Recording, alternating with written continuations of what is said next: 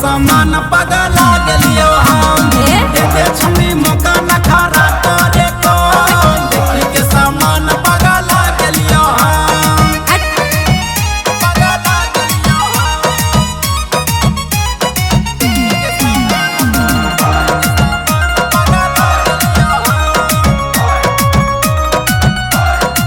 सुनो बाबू रे रखो काबू रे मैं बुझा दूंगी दिखा दूंगी प्यार के जादू रे। अच्छा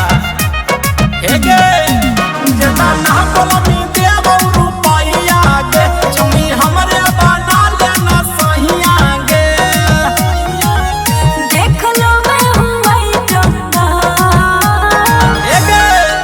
हे गे दे छुनी मौका न खरा करे कौन देखी के सामान पगला गेलियो हम दे छुनी मौका न खरा करे कौन देखी के सामान पगला गेलियो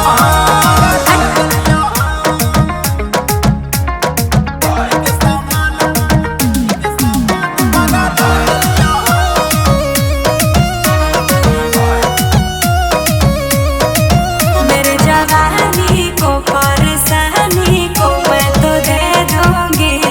ले लूंगी जैसे पानी रे। अच्छा सुन तोर जवानी के अलग कहानी गे छौरी बन जोना दिलवा के रानी गे सुनो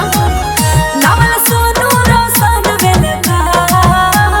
हे गे दे छौरी मौका न खरा करे कौन देखी के सामान पगला गेलियो हम